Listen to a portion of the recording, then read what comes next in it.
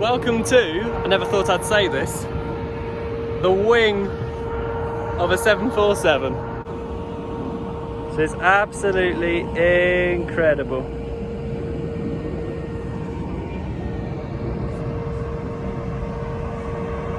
Look at that.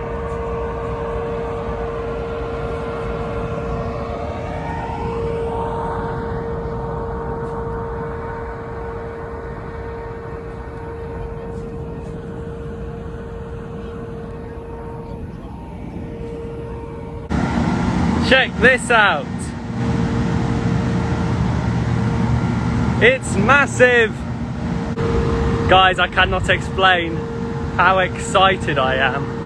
November 661 Uniform Sierra, the first 747-400 that entered passenger service, initially with Northwest and then Delta.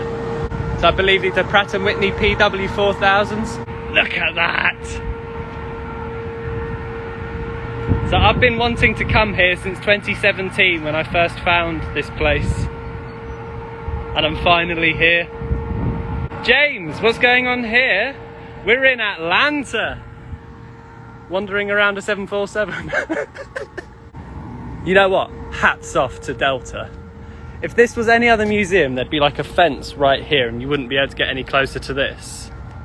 But you can't actually, like, I'm getting the same like thing that when I was at Dunsfold, where it's just Banu, how was Spirit? You know what? Spirit was absolutely amazing. The best welcome from any crew I've ever had. Alright, so welcome to the Delta One suite. So we've got 14 seats in this particular cabin, which funnily enough is actually exactly the same number that British Airways put in the nose of their 74s. But it's a slightly different layout, so they've got more rows here. So each seat doesn't actually take as much space in terms of like lengthways. But in the middle, they've only got the one seat, whereas British Airways had the kind of herringbone layout on the two. This is seat 1A. Let's explore seat 1A, shall we? At least in the UK, on the UK 74s, it's where only the elite would sit. As you can see here, legroom is practically unlimited. I'm 6 foot on the dot. Under here is our tray table. I'm not going to move it because I don't want to break anything. But you've got the reading light, and then you've got all your windows over here, and then an extra little closet space around there. An extra armrest down there. And then the other seat in front of you. In fact, what was quite cool about row 1 is you are ahead of the flight deck. So the pilots sit roughly about there, which is probably the equivalent of like between row 2 and row 3. So I know everyone says it, but like still it's pretty cool. Oh yeah, you're ahead of the flight deck. And what's quite cool is if you were ever sat in this seat, you can actually hear some of the stuff going on up in the flight deck. In particular, one thing that's caught my eye when I've been watching stuff on videos is because you've got all things like the ground spoilers and everything, which are like mechanically connected and armed on touchdown. You actually hear the lever extending when you land. You can hear it from over here. And then when the nose wheel crashes down, you really feel that on this as well. 74 had a habit of kind of wheeling its way along the runway. Upholstered leather, embroidered with Delta One, as we can see over here. So yeah, it's lovely. Let's have a little look down the back in economy. In fact, we've got a galley. So here's door one being behind the first cabin, which is also quite unique to the 74. You've got your crew jump seats here, and then your galley where the flight attendants and all your cabin crew make all their magic happen, which is pretty cool. And then back here is economy class. I'm not too sure if the seat, I have a feeling that the seats are slightly different. I reckon for just accessibility, they'd probably put it as the 243.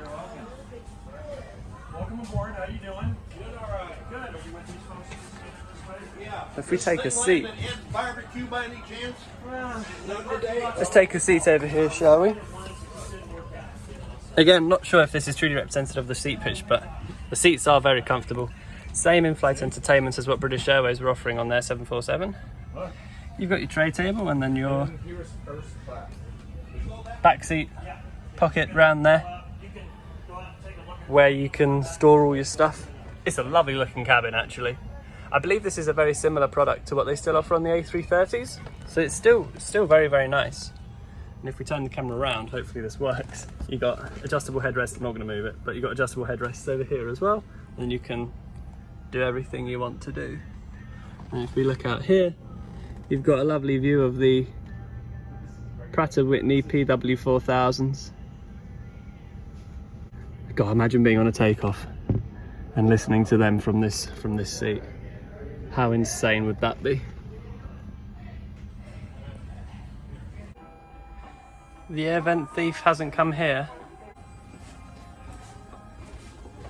And now the star of the show, the flight deck. Look at this. Now we're talking. Like it's a proper flight deck, like what we're used to from Boeing. From this era is beige. That's your PA. That's what you use to pick up the phone to talk to passengers. These are actually your seatbelt signs. They're actually over here. On most aeroplanes now, they're kind of up here somewhere. But on the 747, they were actually down here. I believe it was an optional extra to have them up there if you wanted to, but the first ones all came with them down there. And then you've got the kind of all like the radio stuff around here. This is your power levers. You've got your two CDUs left and right there. Within the middle is the MFD, which that can display pretty much anything you like. You can get kind of system schematics on that, or you can get engine indications. I believe for takeoff, some airlines actually made it like their kind of SOPs to actually leave it blank, so there's less distraction. Have it all on the screen above that, which is the ICAS, the Engine Instrument and Crew Alerting System. Over here, that's the tiller, which is used to steer the nose wheel on the ground. Over here is the autopilot. We've got 3 autopilots on the 747, all for redundancy pretty much. Moving to the overhead, it looks quite clustered, but it's actually quite straightforward. So you've basically got lights, electrical, fuel, everything all there. It's hard to kind of go through it one by one because of the angle I'm at here. I can't really go through it properly, but that is the flight deck of the 747. So here's the DC-9, which is an interesting one because the DC-9 was responsible for the development of a whole new family of aeroplanes after that. So you have the DC-9 here, which then became the MD-80, and then that had loads of different variants of itself. And then McDonnell Douglas wanted to make the MD-95, which was basically the same size as this, but a little bit more modern. And then they merged with Boeing, and then Boeing made the 717. So this first flew in 1975, November 675 Mike Charlie, and I believe it first flew with Northwest. Delta ship 9880, apparently. 2 Pratt & Whitney JT8Ds, I think. I will double check that because I'm going to make a right fool of myself. But yeah, lovely looking aeroplane. It's so low, it's really low. That was part of their plans. They wouldn't have to go spending loads on all the kind of like airport stuff. They could just load the luggage in without needing all sorts of ramps and whatnot. And yeah, I can confirm it's the JT8D, the Pratt & Whitney JT8D. So yeah, there we are. Windows look big. You know what? The Boeing windows and McDonnell Douglas windows, even on that 747 over there, they are massive, the windows. Yeah, this is cool. I like this. I like this a lot. Welcome to this 767-232-32 being the Delta customer code. Spirit of Delta. Basically, the employees practically bought this aeroplane for the airline. It's got a really cool story behind it. It's so cool. Massive. They're much bigger than I anticipated, you know. They're huge.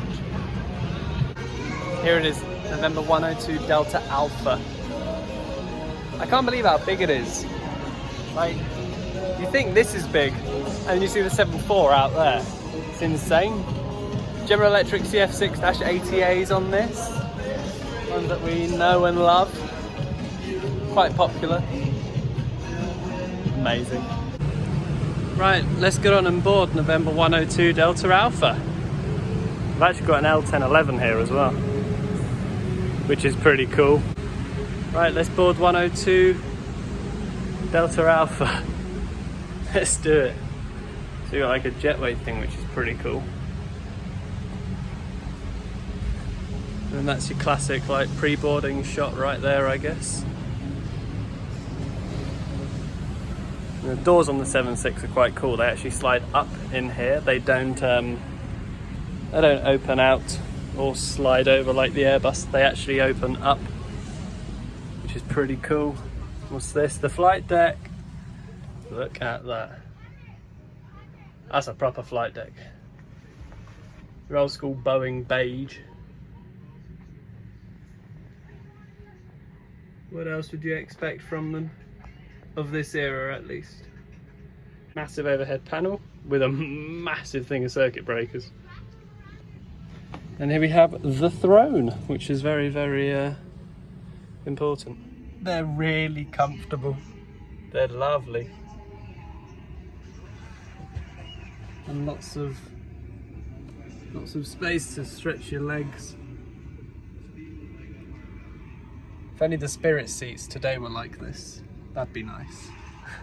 And good evening from Atlanta. Let's head home to Orlando, flying with Spirit again. I'm really excited to see if this flight is as good as the first one, so let's go. Don't get your hopes up. That is coming in another video. So if you haven't done all the YouTube jazz already, I encourage you to, and you'll be the first one to know when it's out.